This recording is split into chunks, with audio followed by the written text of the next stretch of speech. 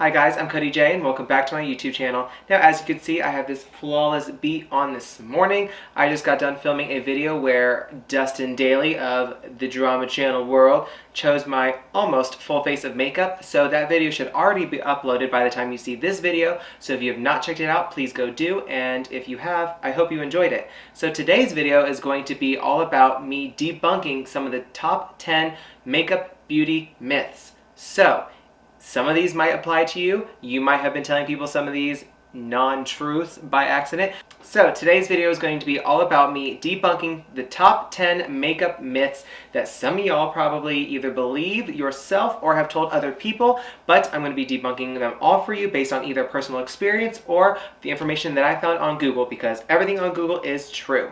Stick around.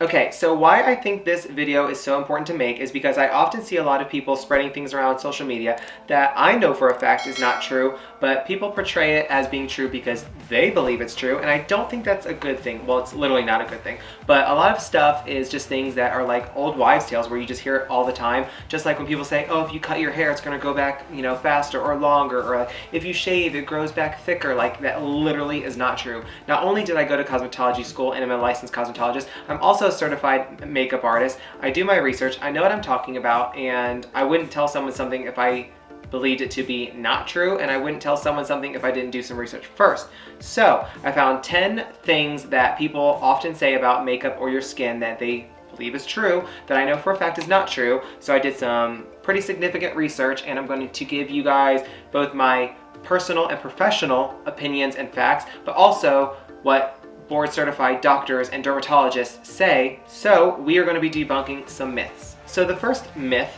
is that makeup damages the skin. So I can tell you that more than anything, common sense dictates that makeup would not damage or hurt your skin. Makeup, for the most part, is good for your skin because some things have like goji berry in it and antioxidants, stuff that is proven to help your skin. There are things that have, hydrating properties and moisturizers in them. So many things that help, especially with peptides, that help your skin retain moisture and, hold it together and help promote elasticity and collagen production. So not only are you creating a beautiful face, but you're also doing things and putting things on your face that actually nourishes your skin and protects it. And if you think about it, if you're using a foundation and primers and stuff like that, you're creating a barrier between your skin and the outside world. So free radicals aren't like, going into your pores and absorbing into your skin, things that cause cancer, stuff like that. So medically and scientifically, it's proven that makeup does not just necessarily just hurt your skin. More than anything, it actually helps your skin. Now, the one thing that I will say is that people often associate makeup with acne, and people on one side say makeup causes acne. The other side strongly says makeup does not cause acne. Now, there's a middle area, like a gray area with that, because no, not necessarily does just putting makeup on your face just cause acne because it's makeup. But if you're not taking your makeup off at the end of the day and you're leaving it on and you're sleeping, your pores are getting clogged, stuff is seeping out of them into your skin and being held in by your makeup. Like, there's no breathing going on between your pores, and the outside world. Like, that's not good for your skin. You're, just caking your face up with makeup. So yeah, after a while, it's going to start, making your face look gross. But I personally have been diagnosed with acne cosmetica by a dermatologist, and acne cosmetica is acne that is specifically triggered by makeup or cosmetics on the face. Now, this can be happening anywhere on your skin, but is predominantly affecting someone's skin on their face or their neck. So for me, every time I put makeup on, by the time I take it off, my face is extremely broken out. I have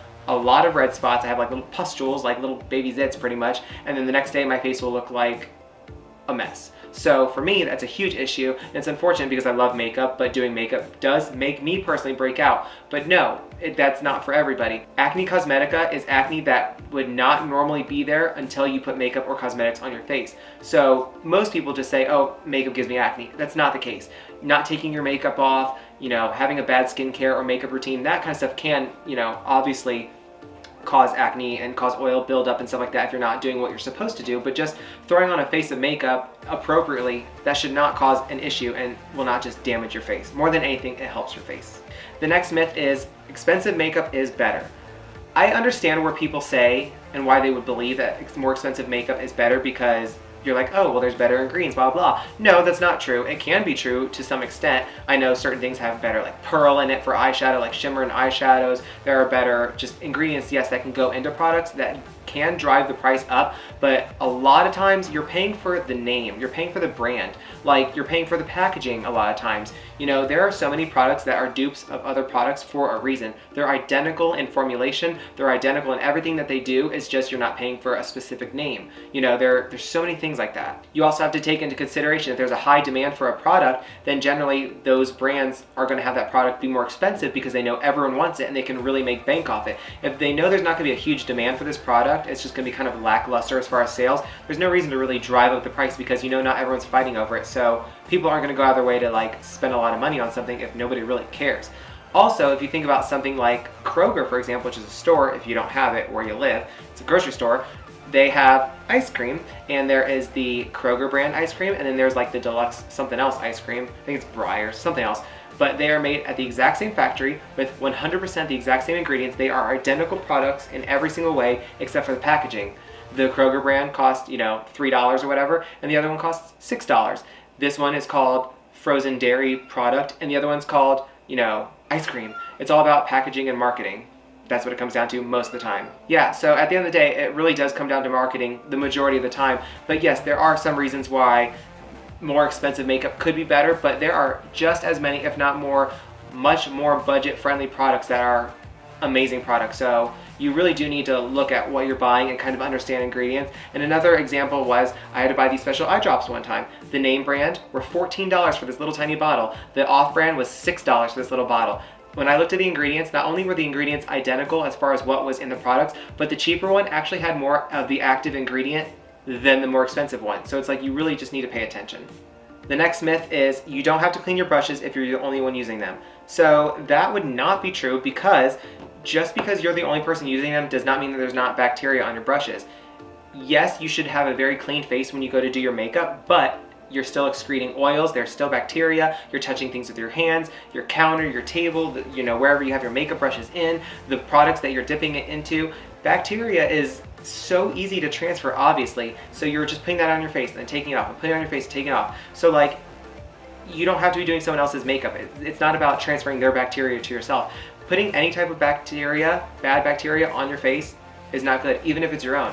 So you're just constantly putting this on your face and just going back and forth, back and forth, back and forth. If you're not regularly cleaning your brushes, all you're doing is spreading around bad germs and bacteria all over your face, so clean your brushes. Next up is to apply concealer before foundation. Now that is not a good thing to do because foundation is meant to mimic your skin tone as closely as possible and already do the job of covering up fine lines and, you know, little issues you may have with your skin. Concealer is meant to add that little extra boost. If you're putting concealer on before your foundation is not going to be able to match, especially under your eyes, because it's going on top of something instead of your actual skin tone. Also, when you put concealer underneath your eyes specifically before foundation, it almost always tends to have a gray cast to it because you're caking something on top of your skin and then putting foundation on top of it. So don't put your concealer on before your foundation. It's different to, you know, have a couple of spots you're trying to cover up before everything. That's different. But putting full, you know, your T-zone and under your eyes, all kind of stuff of concealer before foundation is a no-no. Don't do it. Next up, people say to match your foundation with your wrist. Now, the main reason why professionals, including myself, say that that is not a good idea is because typically a person's wrist and arms are darker than the rest of their body. So if you're matching something to your wrist and your wrist or your arm is darker than your face, now your face is going to go weird because your face is going to be dark, your neck, if you don't take it all the way down, which you should, is going to be lighter, and then if you're showing your arm, it's going to be like dark, light, dark. It's not going to match. You're supposed to match your foundation to your face and only your face because that is what people are going to be seeing. That's where your foundation is supposed to go. Of course, you want to take it to your ears, down your neck, but even if your foundation on your face is a little bit off, taking it down your neck fixes that. So don't match it to your neck, because if your neck is lighter than your face, now your face is super bright, your arms are darker, then it's very contrasting, which is not what you want. So always go with your face, and if your face differs from your neck in the slightest, take it down further. That's what you're supposed to do. Your face and your neck should not be such a different color to where taking it down would completely change the color of your neck. You want to get your foundation shade as closely matched to your skin on your face as possible, so do that. The next makeup myth is to only choose between intense eyes or lips, not both. That is false. There is no reason that you cannot do an intense eye or a bold eye, an intense or bold lip. The best thing is to make sure that the colors are at least cohesive.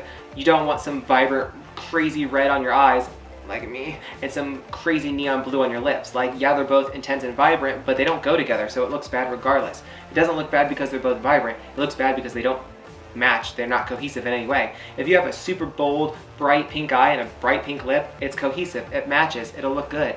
People will know you're going for that eccentric, bold look. You don't have to always do a nude lip if you do a really colorful eye like I used to do. You can start using some deeper red and nude colors with a red eye. You can spice it up a little bit. If they are cohesive and match, that's all that matters. The next makeup myth is that you should never ever match your eyeshadow with your lipstick. Again, that is false. First off, for the general purposes of makeup, there are not really rules as far as what your aesthetic is. If you're someone who wants to go with a super monochromatic look and you have a bright red eye and a bright red lip, do you, boo. There's no reason that you can't do that. It is not off limits to do a monochromatic look. It's not off limits to match your eyeshadow with your lips. In fact, I personally think it looks kind of cool when people do that. Like, yes, if you have some crazy green eyes and a crazy green lip, like, people will get what vibe you're going for and that aesthetic you're going for, and it works. You don't have to do a really light nude lip and a bright green eye. You don't have to do that. You don't have to pick one or the other. You can do both. You don't have to do, you know, a super blue lip and then a nude eye. You can do blue on blue, you can do green on green. It doesn't matter. Using eyeliner of any color on the waterline will always make your eyes look smaller. That is 100% false. Yes, if you're using black or darker hued colors on your waterline, typically that will bring your eyes a little bit closer together and a little bit smaller. But if you're going for a brighter color, like a white or a nude, or in my case, I love to do neon colors all the time to match the color of my eyes, all that does, when I'm looking at pictures of myself especially, is brighten your eyes and it makes them look huge. If you're using a white or a nude on your waterline, it literally is meant, you do that to literally make your eyes look bigger. Hello. So no, do not listen to that. Every color you put on your waterline does not make your eyes look smaller. Yes, certain colors like black or dark blue will make your eyes look a bit smaller, but if you use bright or contrasting colors on your waterline, it will make your eyes look bigger. The next myth is that you are supposed to use powder to reduce the oil on your skin after your makeup is done. That is false. If you keep adding translucent powder all over your skin every time it starts to get oily, all that is doing is creating a recipe for what?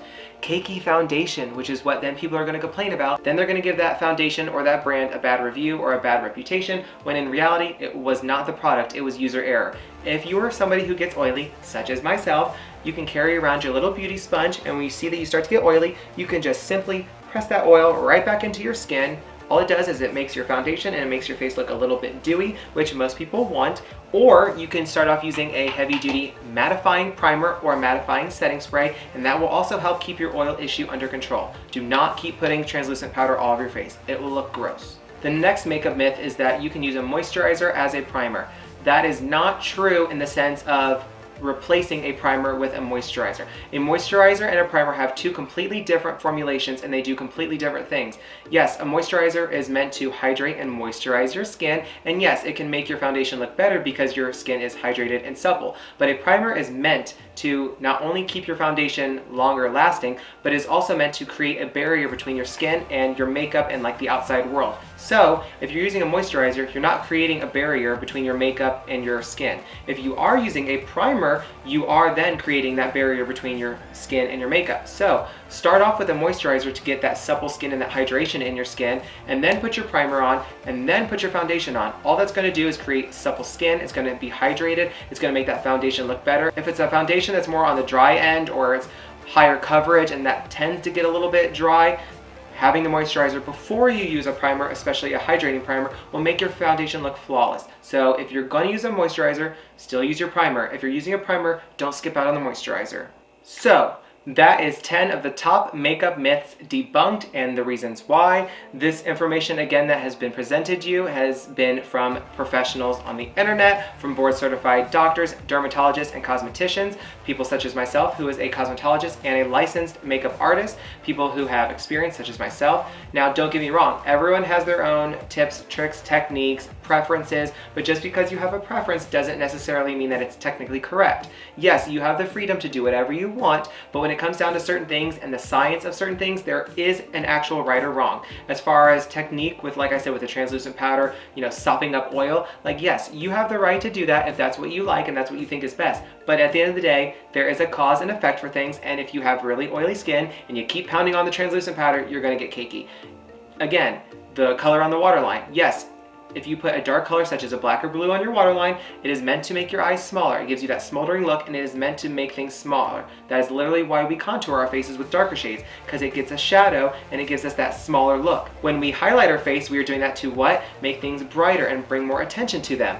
Again, that's why you'd put a lighter color like a white or a nude on your waterline, to bring attention to them and to make them look bigger, because that is the whole point. So yes, there are right and wrongs to certain things. There are cause and effects to things. Yes, you can have your own preferences and your own routine. That's fine. Nobody's telling you can't. The whole point of this video is to debunk things that people commonly say that either are scientifically proven to be false, or there are actual reasons given as to why those things are not a good idea to do. So I hope that maybe some of these myths were ones that you believed or you had heard, and you maybe didn't actually know that there was a reasoning behind why those are not true, and hopefully you learned a thing or two. And if you guys have any other makeup myths that you hear all the time, I would love for you to let me know in the comments below what those are. And if you'd like me to do some research and give you either facts or my current opinions or information on that, I would be more than happy to do so. And if you like this video and want me to do something like this in the future, please also let me know that in the comments. Thank you guys so much for watching today's video. If you'd like to keep up on all things Cody J, you can follow me on my social media on Instagram, Twitter, Snapchat, TikTok, and Facebook, all at Cody J Artistry.